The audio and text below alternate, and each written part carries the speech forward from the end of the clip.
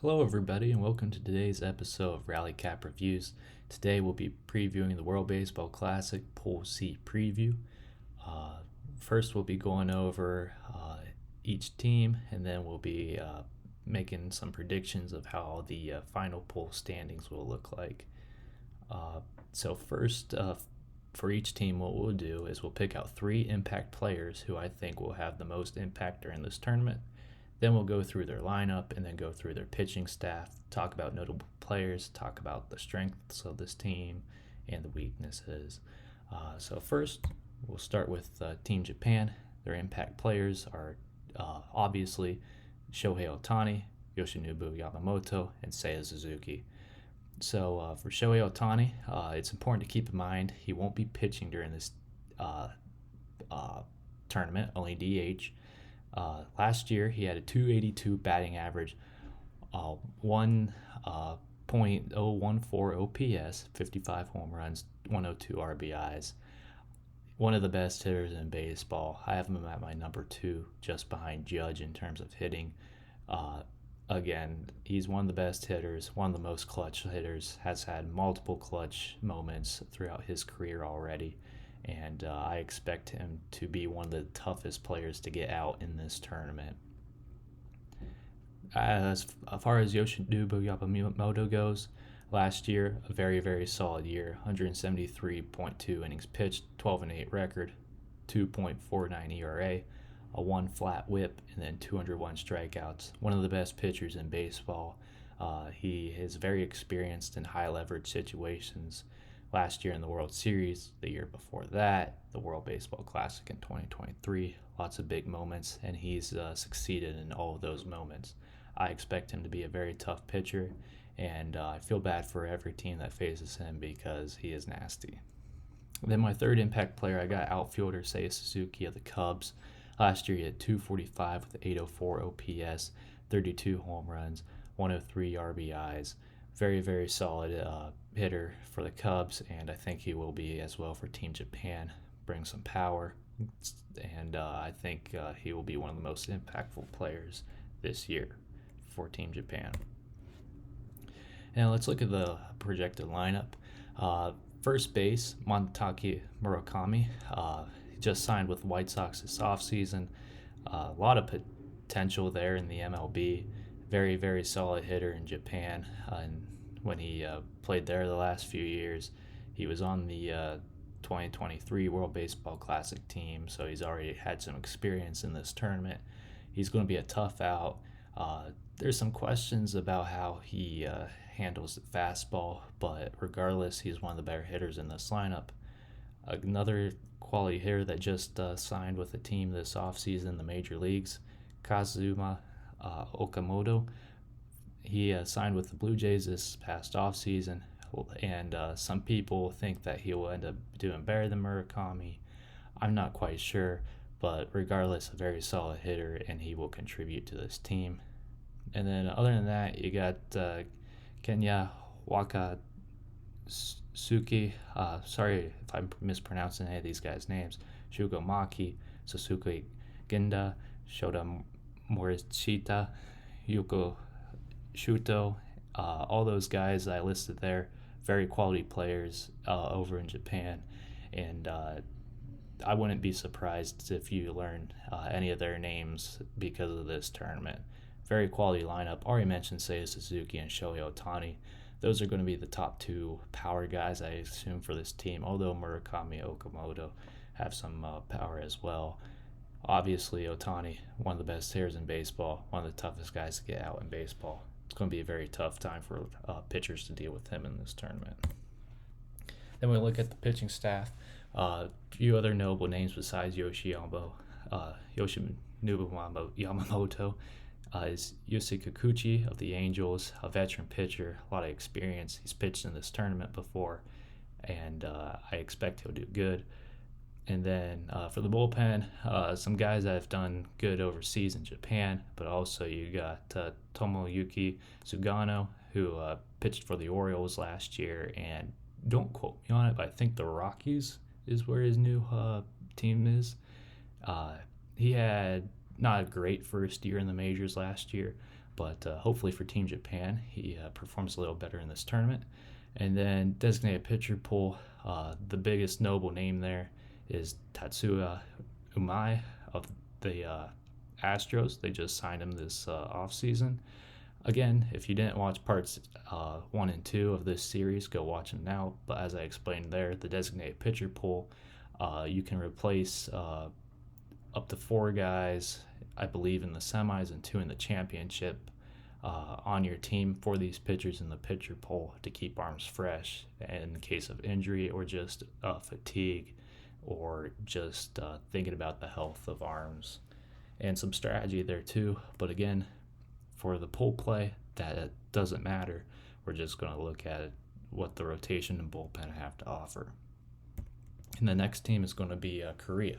For Korea, the impact players I have listed: outfielder Jung-Ho Lee of the San Francisco Giants, relief pitcher and maybe closer this year. There's going to be a closer competition in St. Louis. Riley O'Brien, very solid year last year. And then shortstop that currently plays in the KBO, Do-Young Kim. So first I'm going to talk about Jung-Ho Lee. Last year, he had a very, very hot start to the year, but cooled off. He had a 266 batting average, 735 OPS, 8 home runs, 55 RBIs for the Giants. If Korea is going to do well and get out of the pool, he's going to have to produce for them.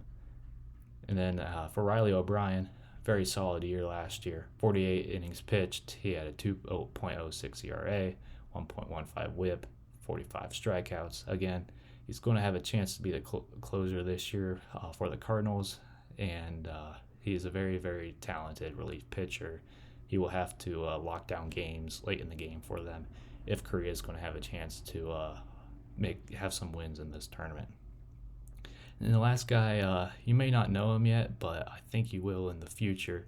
Do-Young Kim he plays in the KBO. In 30 games last year in the KBO, he had a 309 batting average, 942 OPS, 7 home runs, 27 RBIs. And a fuller season the year before, he hit 347. This guy is bound to come to the MLB at some point, and I think he will have a good chance to be one of the more impactful names in the MLB. So keep an eye on him in this tournament. He could be the future of MLB team.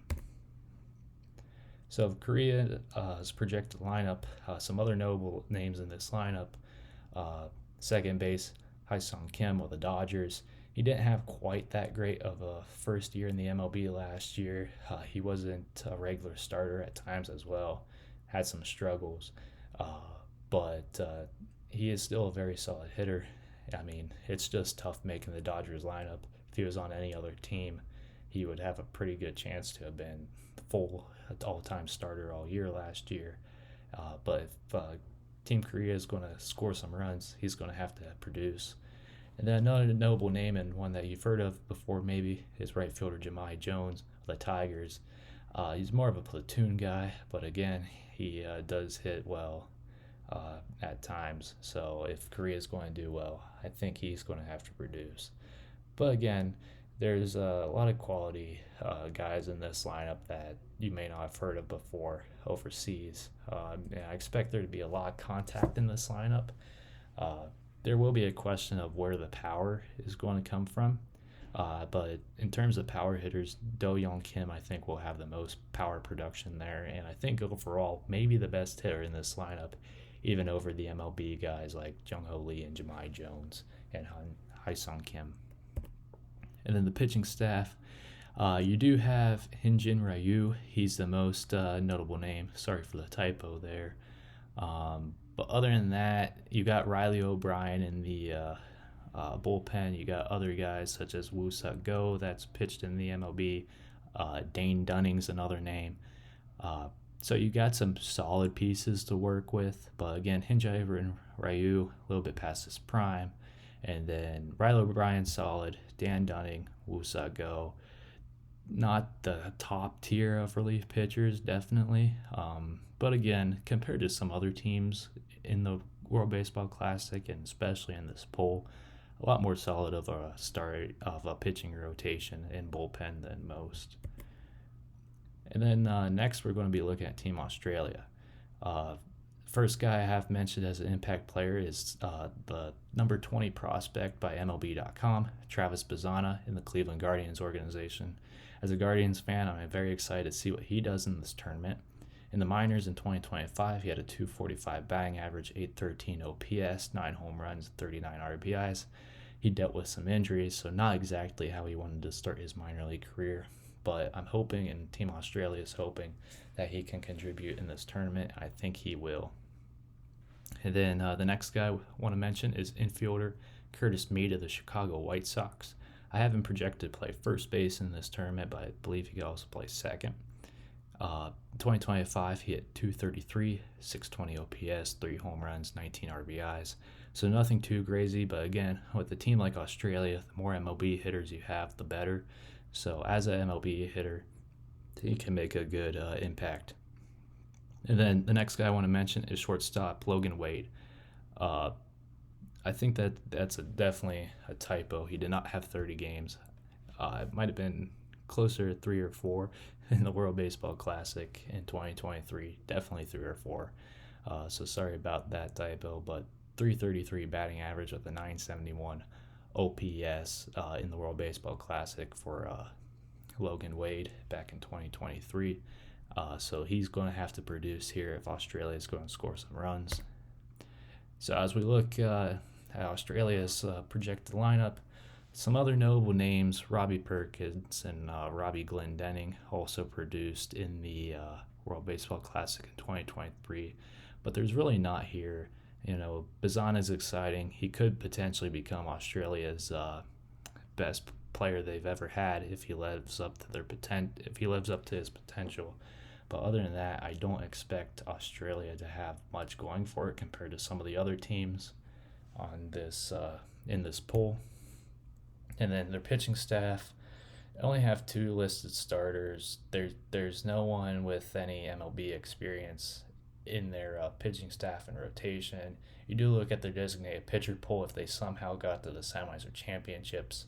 You would have a guy with MLB experience, Liam Hendricks, one of the former top relievers in baseball, but he's definitely fallen off past his prime. And so I expect this pitching staff to be a little bit on the rougher side.